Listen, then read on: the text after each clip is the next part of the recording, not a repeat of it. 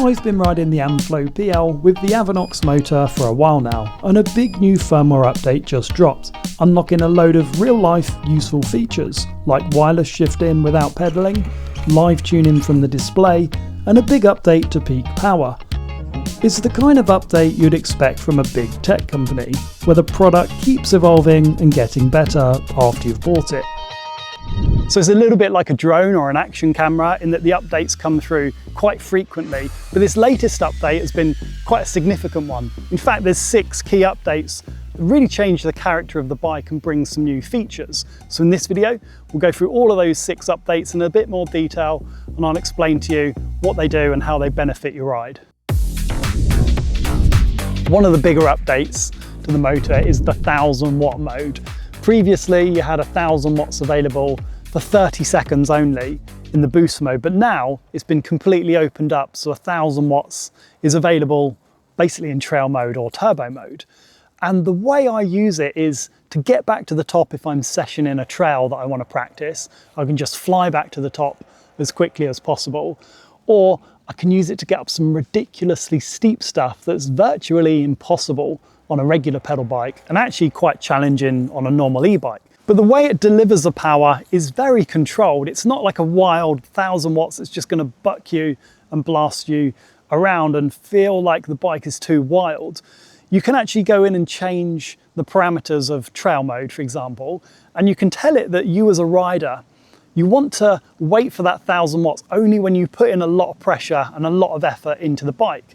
So you're kind of saying, look, give me the maximum power, but wait until I'm really asking for it. And then it will only give me the 1000 watts when I'm pedaling really hard, putting in maybe 250, 300 watts myself, and then it delivers the 1000 watts of power. And I like that because it's not like just bucking you and wanting to lift the front wheel up all the time. You're kind of telling the bike to regulate the power and deliver it when you really want it. Of course, you can still set turbo and have it just like unleash all the power and put in minimal effort. But I like the fact that in trail mode, you can get access to the full amount of power, but still do it in a controlled way, which is great for some of the more technical climbs. So this is a typical trail that will get you back to the top for you to start sessioning back down. It's really steep actually. It's probably 15 to 20% of a gradient. So I've popped it in at 1000 watts in turbo and just gonna cruise back to the top of this trail, try and get over some of these obstacles on the trail. And actually I can just cruise at slow speed, put in a little bit of leg power in, but get the full 1000 watts in turbo.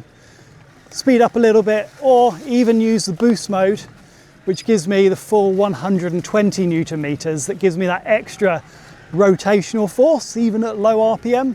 The 1000 watt mode is definitely not for all of the time because it's going to kill the battery fairly quickly if you're using it a lot, but it's good to use in the maximum settings if you just want to dispatch with climbs as quickly as possible and if you're limited on time.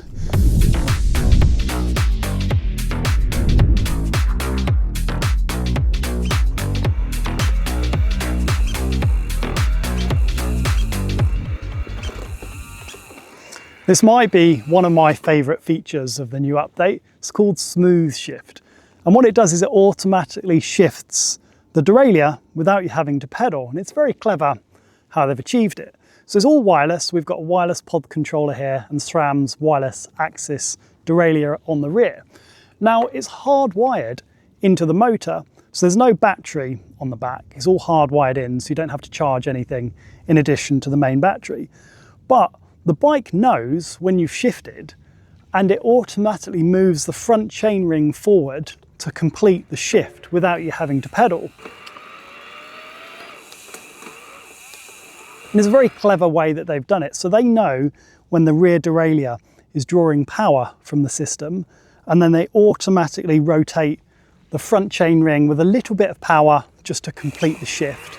So you don't need to pedal, you can be completely coasting or freewheeling, and you can click the button and it will make the shift. Now it might seem like quite a small thing, but when you're actually cruising down trails, it makes a really big difference. So think you've just dropped into a trail, you've pedaled in, you're in the right gear, but then the trail gets faster and faster. Now you just can click it will complete the shift, and then you can start pedaling to pick up your speed, and you maintain all of your balance. You're not trying to shift and pedal at the same time and waiting for it to click. It's done it all already. And personally, I found myself using it when the trail gets steep and then I can see that it's starting to kind of come into a big climb. And you can preemptively start shifting and getting it into an easier gear without pedaling, keeping your balance on the bike, and then it's ready to pick up in order for you to complete that climb. So this trail here is a good example of where I'd use SmoothShift. So it's a very fast trail. It's a blue trail, so not crazy technical, but it's a fast, flowy trail. And ripping down here, I'm gonna be in one of the hardest gears, but it kind of comes to these undulating bits. So I'm gonna come down here, go up, come down again, and there's like a steepish climb. And I don't want to be in the hardest gear to get up there because I'm going to lose speed, lose a bit of balance, and I need to shift at some point during this transition from this faster bit into this little uphill bit. So I'm thinking I'm going to come down here and demonstrate how effective SmoothShift is. And I reckon I'm going to press the shift button around about here, just as I've kind of cleared this little crest. It will shift probably 2 or 3 times, beep, beep, beep, and then I'll be in an easy gear to get up this little incline here. So I'm coming down, I'm actually in the hardest gear, gear 12, 1, 2, 3, 4, 5. Just shifted 5 gears there, and I don't need to pedal. I can just hear it go blip, blip, blip, blip, and the front chain ring spins to put the bike in the right gear. There's less to think about. You just do it, click it, changes gear. You don't have to spin the pedals, and you just pick up the pedals at the right cadence when you need to start climbing. It's a proper decent feature. So earlier you saw me on my phone go into the app and change some of the power settings for the different modes, which is good if you're just sat by the bike, but when you're on it, you can adjust it on the top tube display as well. So if I just swipe up on here and I can scroll down to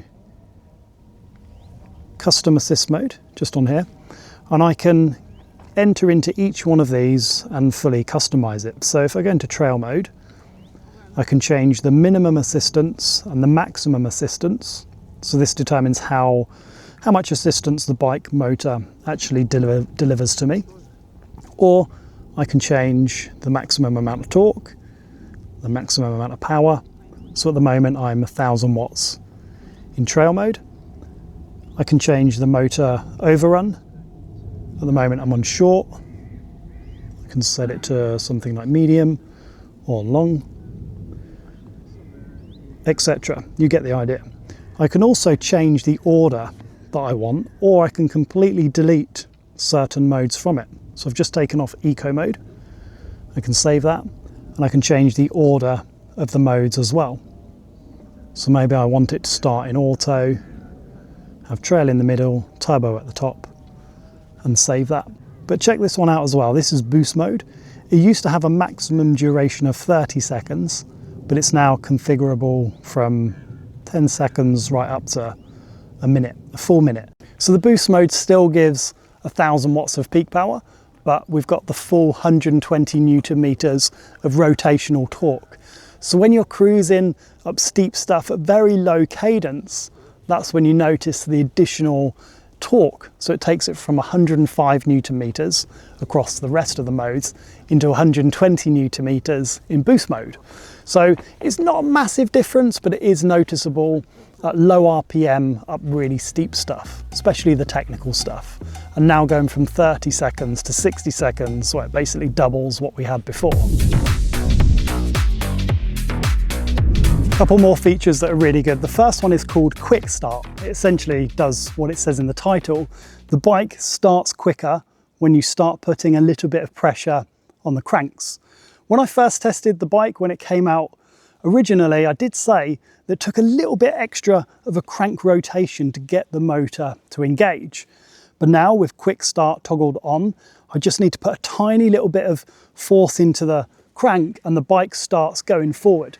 And that's especially useful on steep climbs when you want the bike to start immediately. You don't want any lag. So that's cool. I keep that option turned on all of the time. Now, the second thing that's really cool is chain protection. Now, what this does, I'm in turbo mode, I've got 1000 watts of peak power, it momentarily dips the power the moment I press the shifter.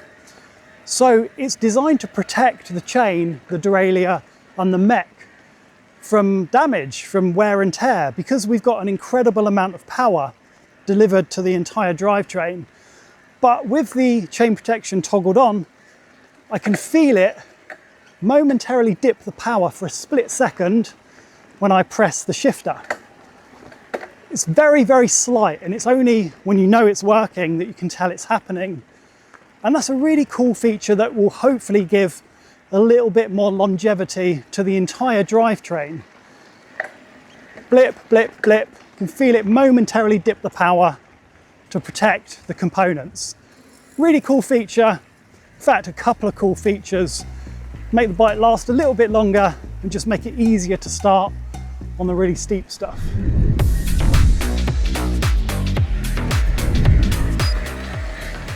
There's another cool thing I've just seen, and it uses the right hand controller. What I can do is I can actually change the level of assistance in small increments. So if I'm going on a standard trail that starts climbing up and starts getting steeper and steeper, if I hold down the right trigger, the right up trigger or down trigger, it will change the level of assistance in a finer or more granular level compared to just changing from trail into turbo. So let's say I want to be in between trail and turbo. I can just hold down here for like a second, and on the top I can see the assistance level, and it will change up or down depending on if I press up or down on the controller. So I guess it's just a finer level of control for assistance. Probably good for if I was out on a longer ride and I wanted to conserve battery. If I was in trail mode, I've got 1000 watts of peak, but I'm finding actually it's giving me a little bit too much support. I can just go in and fine tune it down a couple of notches. The same maybe towards the end of a ride, if I've got quite a lot of battery power left, I can just up that support level a little bit more. There we go. I can just see the little menu pop up on the screen, and it will allow me to scroll through and change the level of assistance. It's the same as doing it on the app, but it is doing it on the fly. So it's a pretty cool way of just getting as much out of the battery and motor as possible.